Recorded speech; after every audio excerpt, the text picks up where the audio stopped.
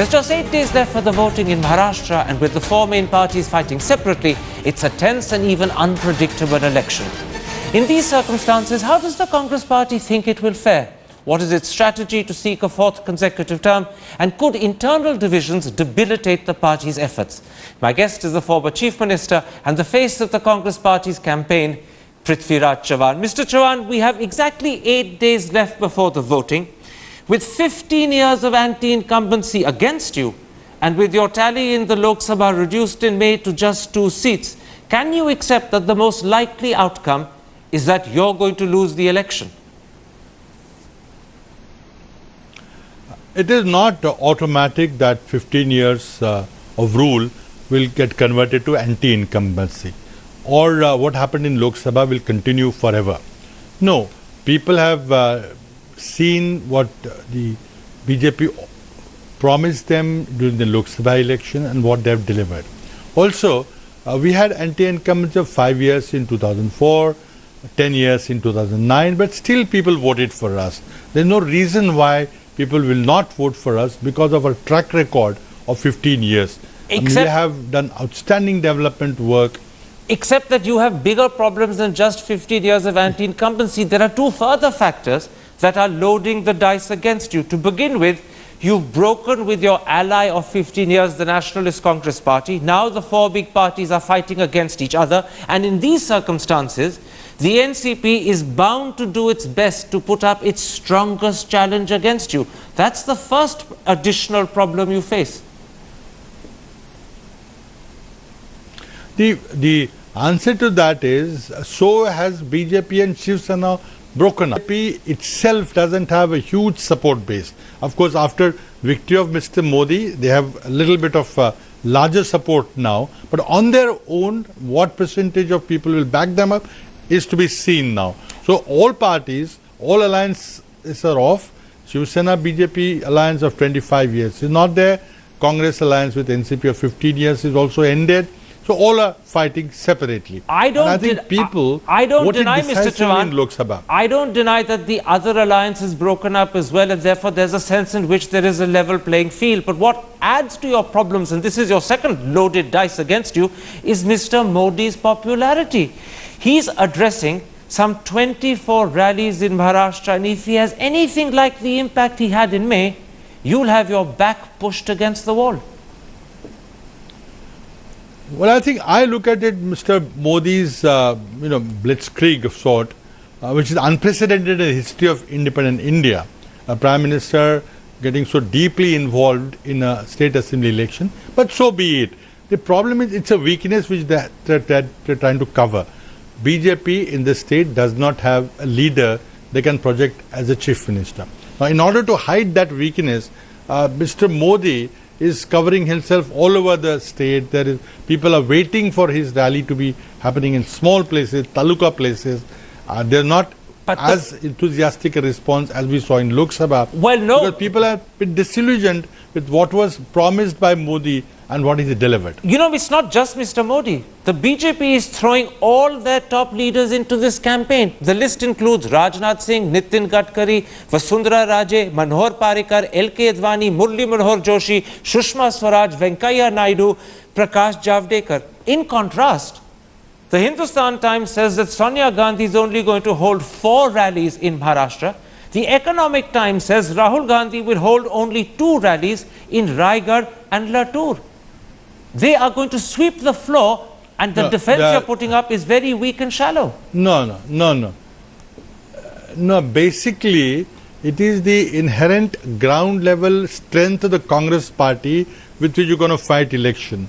BJP does not have adequate presence in many parts of the state, and they're trying to make it up by importing leaders. They're welcome to import as many leaders as possible, but the fact remains that they do not have leader after particularly Mr. Munde's demise, Mr. Mahajan's demise. BJP is leaderless. They're also arrogant. You're talking the alliance, a long-standing alliance with Shiv Sena, 25-year alliance they have broken. Shows arrogance of BJP after the Lok Sabha victory. You're talking about the inherent... I'm not worried about how many leaders are being imported. You're talking about what you call the inherent ground strength of Congress. Do you know what people say in contrast?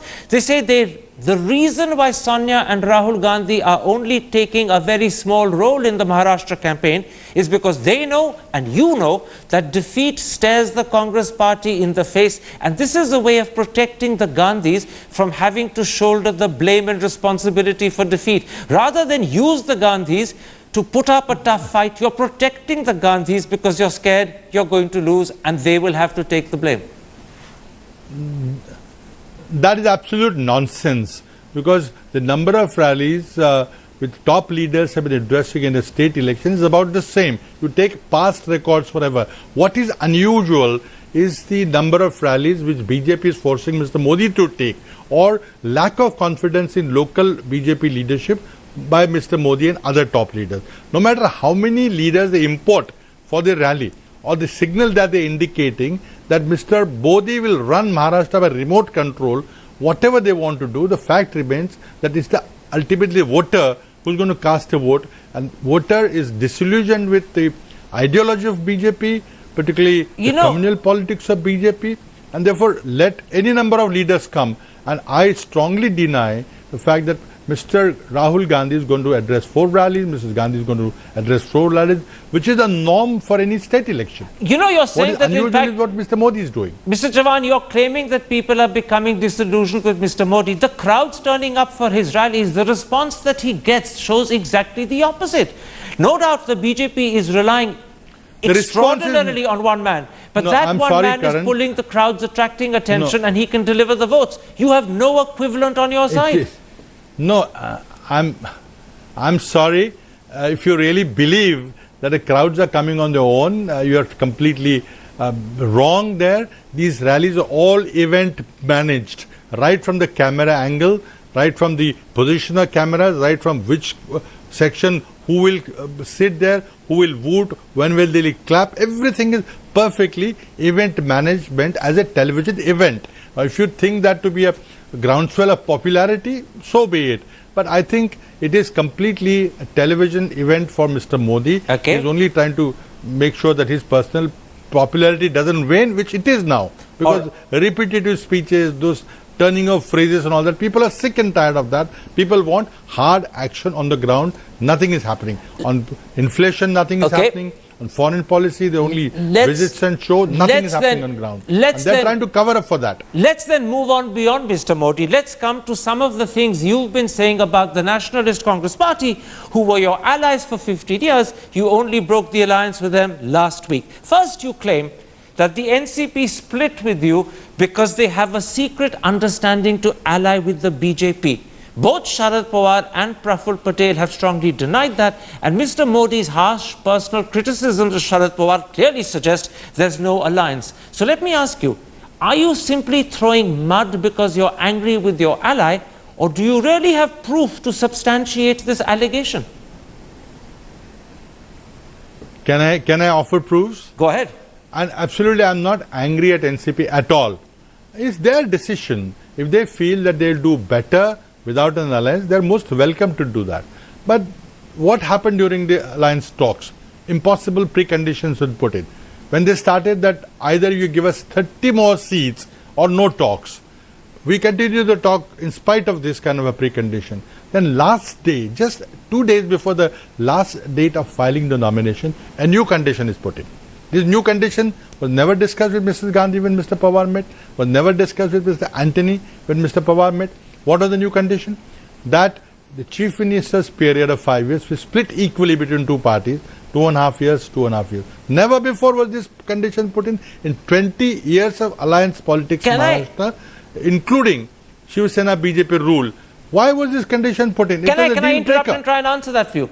I'll tell you why, because they've been very public about this. First of all, they said that in 1999, when your relationship first began, they had 2 seats more than you, but they still allowed you to form the chief ministership. Therefore, they felt they have a right now to ask for a rotation. Not 99, it was 2004. 99, we're clearly ahead of them. In 2004, NCP claims that there are 2 seats. We don't accept that claim because we had a pre-poll alliance where CPI was our partner. Therefore, we had more seats. We haggled about it, and ultimately it was decided that Congress party will lead the alliance. But certainly that condition which has sprung on us 2 days before the final date of nominations was not really on. Why didn't they bring this condition earlier when the first meetings took place? Mr. Chauhan, this led to your second allegation against the NCP. You claimed that it was greed for the Chief Minister's post that had made the NCP break the alliance. Can't they turn around and say the opposite? Can't they say it's Precisely. Congress? Can't they say the opposite? That it's Congress avarice to retain the Chief Minister's post that has forced the break? You asked your question. You have asked your question. Let me answer this now. You asked the question simply. You can ask this question in maybe 3 lines or 3-4 words. You don't have to say all that. Now, why would larger party not lead the government everywhere else in order to keep the stability of the government? A party which has a larger number of MLAs keeps the Chief Minister's post everywhere. Show me where other things happen. Maybe there is 1 or 2 Jammu exceptions. Jammu and Kashmir, Mufti Muhammad Saeed and Ghulam Nabi Azad, they rotated the Chief Ministership. Yes. So there you are. But even when in the last election, when I was in charge of Jammu and Kashmir on behalf of my party, we decided 2.5 year term, but we ultimately realized that it was wrong to do that. We allowed Mr. Omar Abdullah to continue for all 5 years. But you see, point is, you cannot imagine a stable government with a minority number of MLAs having the Chief Minister's post. The majority MLAs will not like that. And, that is just not acceptable. Why bring the new condition the last minute? Unless there was some kind of a predetermined idea that the alliance is not to go through. It's that predetermination suspicion rather than idea that I want to question, because the third allegation you made against the NCP was you claimed that they had pulled out of government so that the BJP could declare president's rule, thus giving the BJP an advantage. Now the answer to that is simple. Once the alliance is broken, withdrawing from government is the honest thing to do. It's the honorable thing to do. To continue in government when you've broken an alliance is to mislead the people. But there is no government. It's only a caretaker government. This is precisely what happened in Jammu and Kashmir. We gave example of Jammu and Kashmir. Jammu and Kashmir, National Conference and Congress Party had an alliance. They decided to go separately, but Congress Party did not pull the government down. Now, there is nothing wrong in pulling the government down. After all, it's a code of conduct period. Nothing can be done. But handing over the state of Maharashtra to Mr. Narendra Modi, NCP's action resulted in handing over the state of Maharashtra to Mr. Narendra Modi through the route of President's rule. Now, that is a clear statement of fact. It is a fact. Now you can draw your own conclusions from who it benefits. Well, you call it a clear statement of fact. I want to quote what you said to the Hindustan Times in an interview about the Maharashtra governor. These were your words. The governor told me I should continue as the caretaker chief minister, but in less than 48 hours, Rajnath Singh held a cabinet meeting and the president was asked to clear the file on Sunday for president's rule. Are you suggesting that the governor changed his mind under Rajnath Singh's pressure? Karan, or are you suggesting the governor lied to you? Karan, can I correct your statement, please? Except May that I I'm be only allowed quoting to correct you. what you said? But I'm only quoting you from the Hindustan Times. This is what you told the paper on the 1st of October. Let me correct. Let me correct it. It is not what the government told me. It is what the government gave in writing to me, asking me to be the caretaker chief minister. There is a difference between telling and reporting that speech and a letter which was sent to the chief minister that you please continue as the caretaker government. Yes, sir. But can I point out something? A caretaker only continues till other arrangements are made. You would still be taking the role of a caretaker. That is right. That was precisely said. That was precisely stated in that letter. Absolutely. It's a form letter. But this is not in every situation where a caretaker government is formed. Mr. Chauhan, these conditions are put in. They are perfectly acceptable. Anyway, it's a code of conduct. Mr. No Chauhan, policy decisions to be taken. Your point doesn't actually prove your case. All the governor presumably was doing was to ask you to continue as a caretaker till a decision was taken about president's rule. When that decision was taken, you were removed. He wasn't asking you to carry on as a caretaker till the results of the elections were out. Therefore, I come back. That's fine. But the point is... Go ahead. That's the point. What kind of a pressure was there? What kind of a deal was there that the administration of the state should be handed over to Mr. Narendra Modi. But was there a deal between the parties? You have no grounds for suspicion. What I'm pointing out is you have no grounds for suspicion. Neither the governor nor the NCP did anything to give you grounds for suspicion. Your suspicion is an allegation or an accusation that you can't justify. That's the point I'm making. No, it's your heart that is coming out rather than facts. I'm only stating a fact. I'm only stating a fact that NCP's action of withdrawing support to the government which was in place effectively for 15 years gave the administration of the state to BJP, period. I am not saying anything, I am not alleging anything, I am not casting any aspersions, I am just stating a fact. You did allege, because when you spoke to the Hindu on the 2nd of October, you said pulling the government down was very suspicious. That is clearly an accusation, an allegation that something lies behind that suspicion. It is. And no, I'm pointing to you, your suspicion is unjustified. That is suspicious. I am again repeating to you. That's your conclusion. But my conclusion or my pointing out this fact is that it is suspicious. Okay. And that shows that there is some kind of a collusion. Let's come to one other accusation that you've leveled against the NCP. You've gone one more critical step further. You said to the Hindustan Times on the 1st of October that the NCP pulled out of government because an irrigation file on the PIL against Ajit Pawar and Sunil Tatkare, filed by the activist Praveen Vategaonkar, was to come before you for sanction. You were clearly suggesting to the Hindustan Times that the NCP was scared you would give sanction. Hence, they pulled down your government to prevent you from doing so. And once again, I ask, do you have proof of this, or is this just mud throwing? No, Karan, you can't say words like mud throwing and all that thing. I mean, we are talking serious talk here. I mean, let's not try to devote, with throwing some, it's not really called for. The fact is, the newspapers reported that Anti-Corruption Bureau has requested the government for an open inquiry. No file came to me, so I have no clear understanding whether a file is before me or not. But it is well understood that a request was made by ACB, and that would then finally travel through the chain, through secretaries, to Home Minister, to Chief Minister, to Governor. That's all that I know. Now, whether the file was to come to me, it did not come to me. Was to come to me, where was the file? Was that the reason? No. Let me put this to you. So there's I think your use of word mudslinging was unfortunate. All right. I didn't mean by mudslinging to actually suggest that you were genuinely throwing mud. What I was suggesting is, are you simply casting aspersions which you can't justify? In other words, are you defaming without substance? But no, there is nothing to justify. There is no justification required. Okay. As a honest journalist, if you all have to find out whether such a request was made by ACB, nothing further needs to be required. Let me put this to you. Looking at the comments that you've made about the NCP, and there are 5 or 6 of them which I've quoted, one gets the feeling that you have developed a strategy of attacking the NCP at multiple levels and on multiple occasions. And I wonder whether this is wise, because if you stand a chance of forming a government after the elections, it can only be with NCP support yet again. But your strategy of attacking them could be driving them away rather than encouraging them to support you. So could you be actually damaging your own interests by these attacks on the NCP? No, I have not attacked NCP beyond a point. I mean, all I stated was that NCP's action have benefited BJP. Now, that's all I've said. Now, secondly, I have appealed to people of Maharashtra, and I have confidence in people of Maharashtra. People of Maharashtra are sick and tired of alliance governments in Delhi and in state.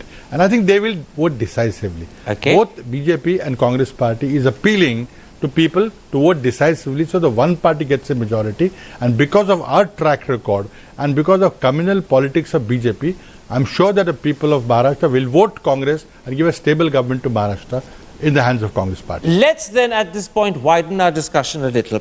What is the Congress party's message in this election? I began by saying that after 15 years in office, there is substantial anti-incumbency against you. You question and deny. But my key question is this. What can you say? We'll discuss that already. No, my key question is this. What can you say to the people of Maharashtra to convince them to give you a 4th consecutive term in office?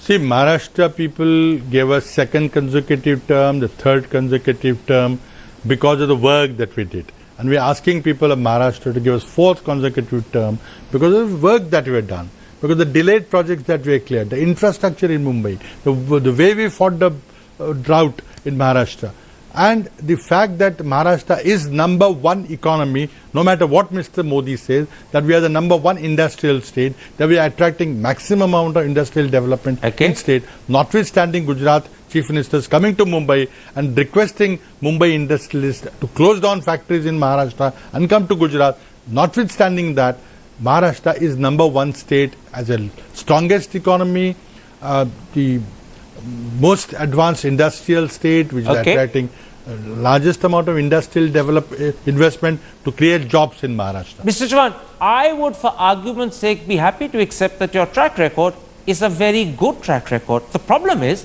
your own party is not united at this point of time. Not so long ago, Narayan Rane wanted to replace you as Chief Minister. He was determined to do it to the point at which he was even prepared to break the Congress party, and then he publicly sulked when he failed. So the image you're putting up to the people of Maharashtra is that the Congress itself is a divided house. I think though that issue was resolved, Mr. Rane is a very senior member of the cabinet, was a senior member of the Maharashtra cabinet. He was a former chief minister. The only former chief minister in my cabinet was Mr. Rane. He had aspirations.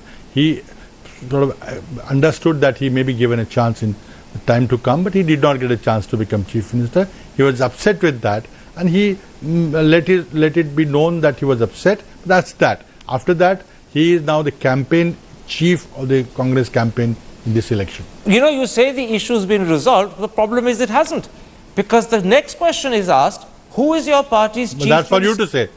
That's for you to say. Let me finish.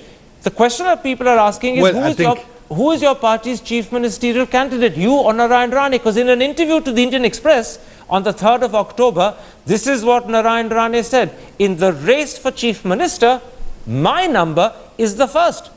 Not Prithviraj Chauhan, I am number one. Well, I think everybody aspires for top position. There's nothing wrong with that. But Congress party's time-honored formula is that these decisions, after the election results are out, the Congress party gets a majority, it's the leadership which decides about the chief ministership. All I can say is I have been directed by the Congress party to lead the Maharashtra election campaign in 2014 assembly elections. All right, in the limited time left to me, I want to turn very briefly to your own personal contest from the constituency of South Karad. This is the first time you're contesting a direct election since the Lok Sabha election of 1999, when you lost the Lok Sabha seat of Karad. How do you this time round, 15 years later, rate your chances? Hi, I have won 3 Lok Sabha elections from the area, from Karad Lok Sabha constituency. South Karad is part of that. I have won with a thumping majority. These are my people. If I had to lead the Congress campaign in 2014 assembly elections, I wanted to fight a direct election, and what better than my home constituency? All I am going is, I am going back to my home constituency to contest my first assembly election, and I am sure of a victory in Karad South. You say you're sure of a victory, you say your chances are high, you say you're going home to your people, but the truth is, for 7 consecutive elections, South Karad has in fact been with Vilas Patel Undalkar. He's a 7-time MLA from your party. You took his seat. He's so angry that he's now contesting against you as an independent, and in addition, the NCP is supporting him. So are you really sure you can defeat Mr. Undalkar? No, I think the real challenge is with the Congress person who has joined BJP last week, and he is the main contender. Mr. Modi is likely to come to campaign for him. I think Mr. Undalkar, after he's about 74, 75 now, and he wanted to contest again. Nothing wrong with that, and he decided to contest as an independent. But real challenge is between Congress and NCP. Well, Congress and BJP. You refer to Atul Bhosle, who is in fact the BJP candidate. The truth is, Atul Bhosle is a former Congress leader and sugar baron. Also, The Shiv Sena have picked a former Congress leader, Ajinkya Patil, the son of a veteran Congress leader and the current governor of Bihar, D.Y. Patil. So both the Shiv Sena and the BJP are putting up former Congress people against you. Then there's Mr. Undalkar, who's a former congressman. And I put it to you that these three could eat into your vote to the extent to which you may lose. Karan, this is a traditional Congress stronghold. BJP did not have a candidate. They had to import a candidate, as they have imported 100 candidates into this election because they do not have grassroots base. Now BJP has imported a candidate, Shiv Sena has imported a candidate, and Mr. Undalkar is upset of not being repeated 7th time or 8th time. But the contest is in a constituency which is completely Congress minded. Late Yashwantrao Chavan represented this constituency, and the fact that a congressman won for last 6 or 7 consecutive terms shows and confirms that this is a Congress constituency. Mr. Chavan, I don't deny this is a completely Congress-minded constituency. That goes without saying. But you've got 4 congressmen in the field competing for the same post. You've got Atul Bhosle, a former congressman, Ajinkya Patil, a former congressman, Undalkar, a former congressman, and you.